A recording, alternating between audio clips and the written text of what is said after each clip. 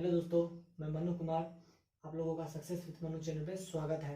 दोस्तों, आज हम लोग राष्ट्रपति के बारे में बात करेंगे कि राष्ट्रपति से संबंधित जो भी अनुच्छेद है, आज उससे हम डिटेल्स में तो नहीं, डायरेक्ट अनुच्छेद के बारे में चर्चा करने के लिए जा रहे हैं कि अनुच्छेद कौन कौन से अनुच्छेद राष्ट्रपति से संबंधित है। तो पहले देखिए राष्ट्रपति।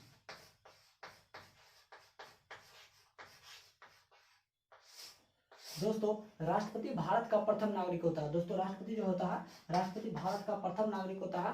राष्ट्रपति क्या होता है? राष्ट्रपति भारत का प्रथम नागरिक होता है। और दोस्तों, राष्ट्रपति का वर्णन अनुच्छेद 52 में दिया गया है। राष्ट्रपति का वर्णन किस में दिया गया? राष्ट्रपति का वर्णन अनुच्छेद 52 में दिया गया है। राष्ट्रपति की कार्यपालिका शक्ति अनुच्छेद 53 में दिया गया है। राष्ट्रपति की कार्यपालिका शक्ति अनुच्छेद 53 में दिया गया है। राष्ट्रपति के निर्वाचन मंडल की व्यवस्था जो अनुच्छेद 54 में किया गया है।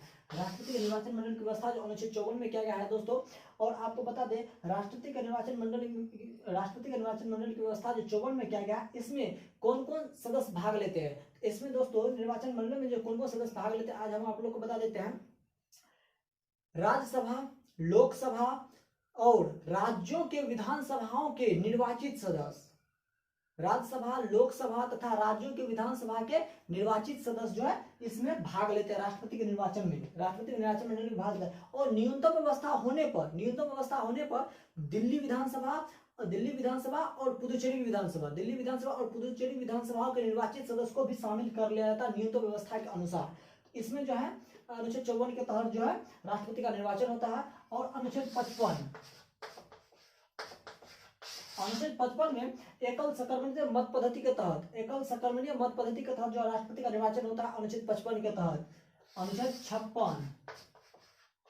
56 में दोस्तों राष्ट्रपति का कार्यकाल दिया गया है। राष्ट्रपति का कार्यकाल अनुच्छेद 56 में दिया गया है, जिसमें राष्ट्रपति का कार्यकाल जो 5 वर्षों का होता है। राष्ट्रपति का कार्यकाल कितने वर्षों का होता है? 5 वर्षों का होता है। और जिस दिन राष्ट्रपति अपना पद ग्रहण करेगा, उस दिन से लेकर 5 वर्षों तक अपने पद पर स्थित रहेगा, अपने पद पर रहेगा 5 वर्षों तक। जब तक उसका 5 वर्ष कार्यकाल पूरा नहीं हो जाता, तब तक वो अपने पद खाली नहीं करेगा 5 वर्षों तक। अनुच्छेद 56 के तहत जो है राष्ट्रपति का कार्यकाल 5 वर्षों का होता है। अनुच्छेद 57 की बात करें दोस्तों, अनुच्छेद 57 में राष्ट्रपति का पूर्व निर्वाचन है। अनुच्छेद 57 में राष्ट्रपति का पूर्व निर्वाचन है। अनुच्छेद 58 में राष्ट्रपति की योग्यता है। अनुच्छेद 58 में राष्ट्रपति की योग्यता है कि राष्ट्रपति बनने के लिए आपके पास क्या क्या योग्यता होनी चाहिए, क्या है और ये क्या होना चाहिए। अगर कोई व्यक्ति राष्ट्रपति बनता है तो उसको राष्ट्रपति बनने के लिए क्या क्या योग्यता होनी चाहिए, ये जो योग्यता के बारे में बताया गया अनुच्छेद 58 में। अनुच्छेद 59 में शर्तें। अनुच्छेद 59 में जो है शर्तें, राष्ट्रपति के जो भी शर्त होते हैं वो अनुच्छेद 59 में। अनुच्छेद 60 में जो है शपथ।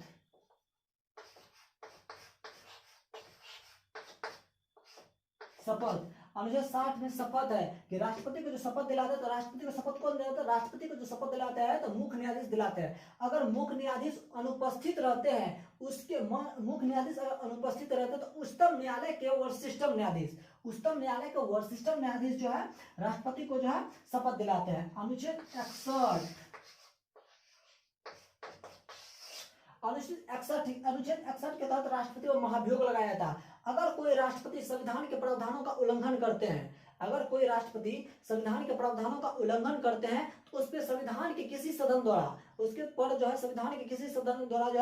पर महाभियोग लगाया जाता है। संविधान के किसी भी सदन द्वारा जो उस पर महाभियोग लगाया जाता है, अगर कोई भी राष्ट्रपति संविधान के प्रावधानों का उल्लंघन करता है तो। अनुच्छेद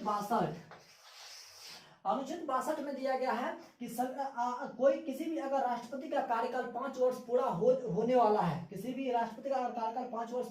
वाला है, तो उससे पहले, उसके कार्यकाल पूरा होने से पहले उसका निर्वाचन होना चाहिए, ताकि जो उसका उत्तराधिकारी है जो है उसके पद पे आसीन हो सके। उसके मतलब जो है जिसका मतलब अनुच्छेद 56 में क्या दिया गया था कि जो राष्ट्रपति बनते हैं तो वो जो है अपने शपथ से, जिस दिन शपथ लेते हैं तो उस दिन से 5 वर्षों तक रहेंगे।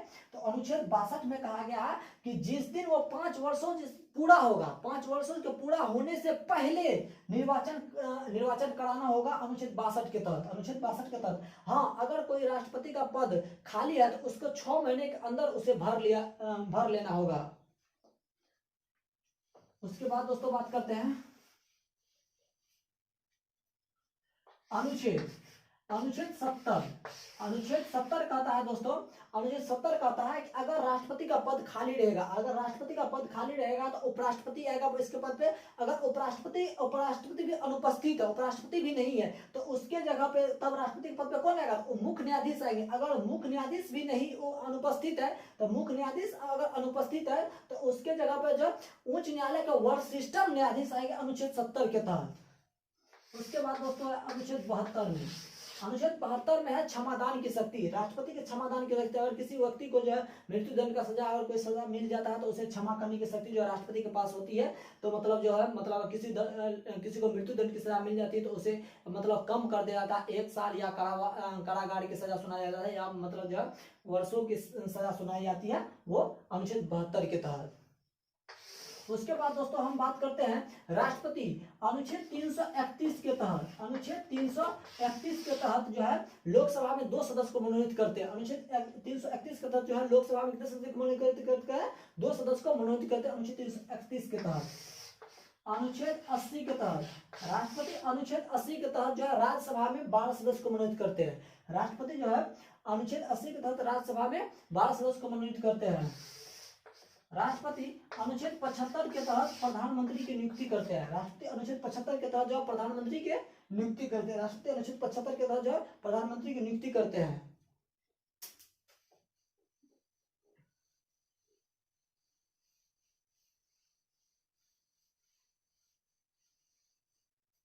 अब दोस्तों हम बात करते हैं राष्ट्रपति जो है 108 के तहत, राष्ट्रपति अनुच्छेद 108 के तहत संयुक्त बैठक बुलाता है। राष्ट्रपति जो है अनुच्छेद 108 के तहत संयुक्त बैठक बुलाता है। और अनुच्छेद 123 के तहत, अनुच्छेद 123 के तहत राष्ट्रपति अध्यादेश जारी करता है। राष्ट्रपति जो अनुच्छेद 123 के तहत अध्यादेश जारी करता है। अनुच्छेद याद रखिए, इसमें इस वीडियो में सिर्फ अनुच्छेद करवा रहे और कुछ नहीं। अगर आप पढ़े हुए हैं, रिवाइज है, तो आप एकदम अनुच्छेद को आपको याद हो जाएगा और एकदम फटाफट याद कर लीजिए। इसमें जो है सिंपल तरीका है, फटाफट देखिए।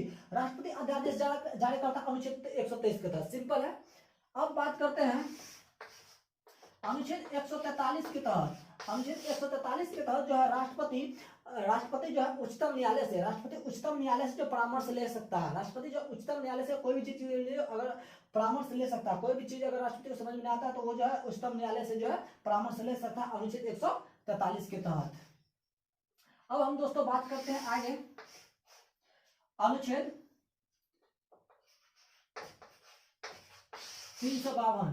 अनुच्छेद 352 के तहत राष्ट्रपति जो है युद्ध बढ़ाए और आक्रमण लगाता है। युद्ध बढ़ाए और आक्रमण की जो आपातकाल की जो घोषणा सुनाता है, युद्ध बढ़ाए आक्रमण की आपातकाल की घोषणा जो सुनाता है, अनुच्छेद 352 के तहत लगाता है। और अनुच्छेद 360 वित्तीय आपद राष्ट्रपति अनुच्छेद 360 के तहत लगाता है वित्तीय आपद। और अनुच्छेद 356 राष्ट्रपति शासन जो लगता है राज्यों में जो राष्ट्रपति शासन लगाया जाता है वो अनुच्छेद 56 के तहत लगाया जाता है। अनुच्छेद 56 के तहत जो है राष्ट्रपति शासन लगाया जाता है। दोस्तों इस वीडियो में इतना ही। अगर आप लोग इसके डिटेल्स के बारे में जानना चाहते हैं तो आप कमेंट करके बताइए हमको कि जो है हम इसके बारे में डिटेल में जानना चाहते हैं, तो हम जो है दोस्तों इस पे जो है वीडियो बनाएंगे डिटेल्स में। तो आज दोस्तों ये वीडियो आपको कैसा लगा देखने में, इसके बारे में कैसा लगा आप कमेंट में बताएं। और दोस्तों अगर आप